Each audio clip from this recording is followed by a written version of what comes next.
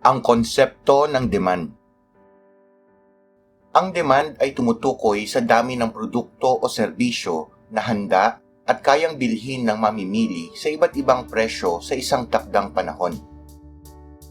Mayroong salungat na ugnayan ang presyo at demand ng isang produkto o serbisyo. Salungat ang kanilang ugnayan dahil sa substitution effect at income effect.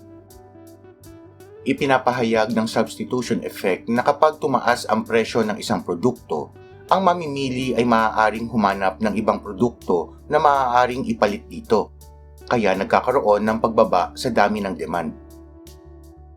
Ipinapahayag naman ng income effect na kapag tumaas ang presyo ng isang produkto, ay bumababa ang kakayahan at kahandaan ng isang mamimili na makabili nito. Ito ay alinsunod sa batas ng demand na kapag tumaas ang presyo ay bumababa ang dami ng demand. At kapag nagkaroon ng pagbaba sa presyo ay tumataas naman ang dami ng demand. Dapat isaisip na ang batas ng demand ay totoo at tama lamang kung walang ibang salik na nagbabago maliban sa presyo. Ceteris paribus o all else remains the same. May tatlong paraan upang maipakita ang konsepto ng demand at ang relasyon nito sa presyo. Una ay ang demand schedule, isang talaan na nagpapakita ng dami ng isang produkto o serbisyo na handa at kayang bilhin ng mamimili sa iba't ibang presyo sa isang takdang panahon. Ngunit paano kung kulang ang mga datos sa ating schedule? Dito papasok ang demand function, isang matematikong paraan ng pagpapakita ng ugnayan ng presyo at quantity demanded, kung saan ang QD ay ang dependent variable at ang P ang independent variable. Ang A o intercept ay kumakatawan sa bilang ng QD kapag ang presyo ay 0, at ang B o slope ay kumakatawan sa pagbabago ng QD sa bawat pisong pagbabago sa presyo. Ang value ng slope at intercept ay kasama sa ibibigay upang makuha ang mga kulang na datos sa ating demand schedule. Gamit ang demand function na QD is equals to 864 minus 9P, ay ating hanapin ang nawawalang datos na QD sa puntong A. Ipalit ang value ng P na 34. 9 times 34 is 306. 864 minus 306 ay 558. Ulitin lamang ang katulad na proseso sa puntong B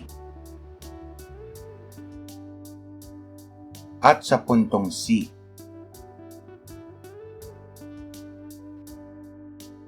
Pagdating sa puntong D, kung saan ang nawawalang datos ay P o presyo, ay hindi na akma ang ating function, kung kaya't kailangan nating baguhin ang kanyang format. Ngayon ay maaari na nating makuha ang nawawalang datos na P o presyo sa puntong D. Ipalit ang value ng QD na 279. 864 minus 279 ay 585. 585 divided by 9 ay 65. Ulitin lamang ang katulad na proseso sa puntong E. Ang kumpletong datos ng demand schedule ay maaari ding ipakita sa isang grafikong paglalarawan. Ito ang tinatawag na demand curve. Gamit ang quadrant 1 ng X and Y axis ay unang i-plot ang puntong A kung saan ang value ng P ay 34 at QD ay 558. Lagyan ng marka kung saan sila nagtagpo. Sunod ay ang puntong B kung saan ang P ay may value na 43 at QD na 477. Lagyan ng marka kung saan sila nagtagpo.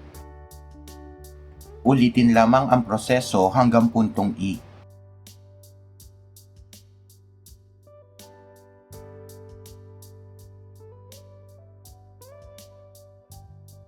Pagdugtungin ang mga puntong A hanggang E. Ito ang tinatawag na demand curve o kurba ng demand. Kayo naman ang sumubok. Kumpletuhin ang mga kulang na datos sa demand schedule gamit ang function na ibinigay. Ang mga salik na nakakaapekto sa demand. Ang demand ay tumutukoy sa dami ng produkto o serbisyo na handa at kayang bilhin ng mamimili sa iba't ibang presyo sa isang takdang panahon. Ngunit maliban sa presyo ay may iba pang salik na maaaring makaapekto sa kakayahan at kahandaan ng isang mamimili. Ating talakayin ang bawat isa.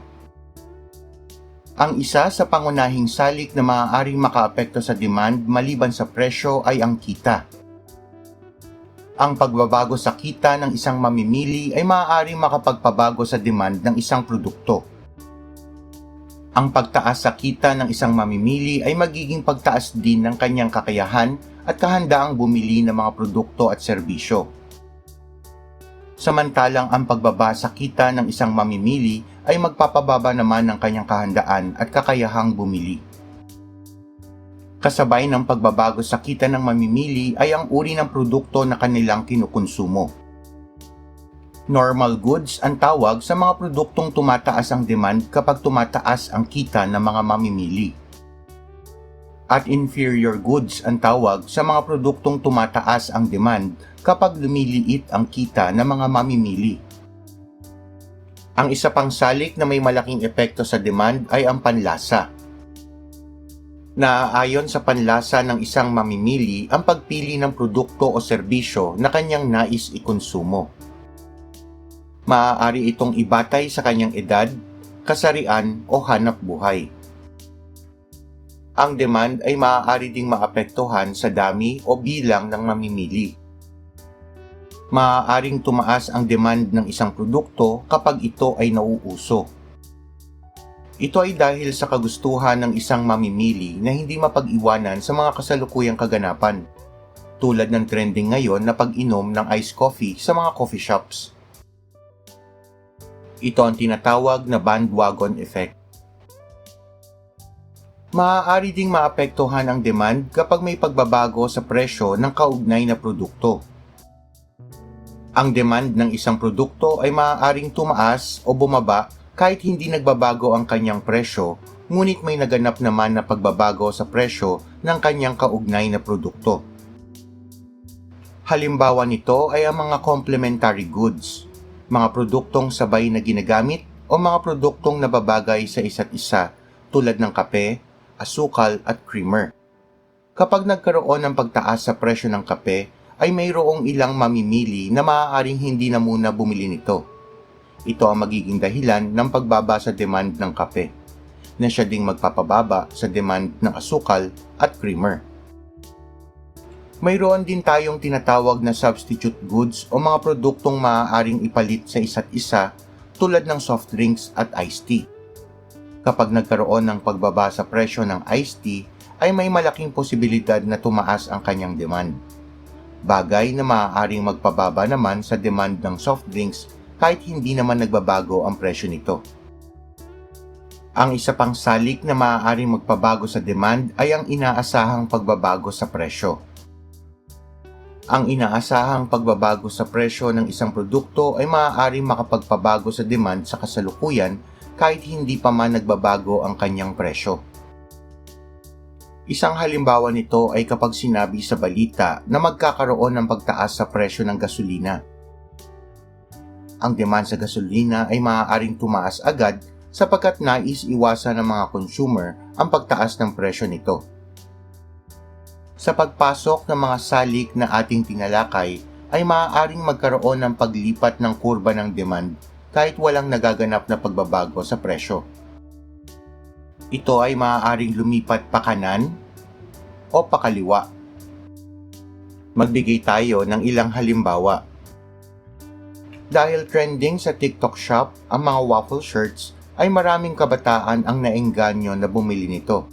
Dahilan upang lumipat pakanan ang kanyang kurba.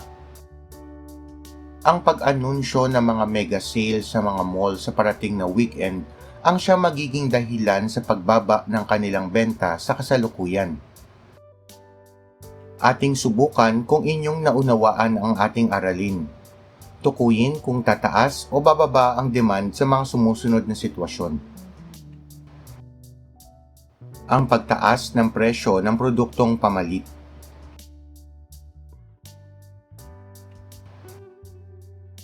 Inaasahan ng mga mamimili na tataas ang presyo.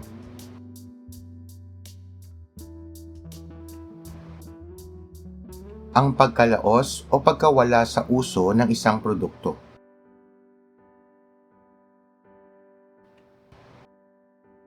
Ang pagbaba ng presyo ng produktong komplementaryo.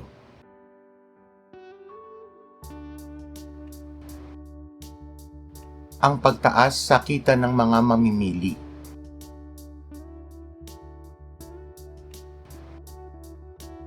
Ilan ang nakuha niyong tamang kasagutan? Ang konsepto ng demand.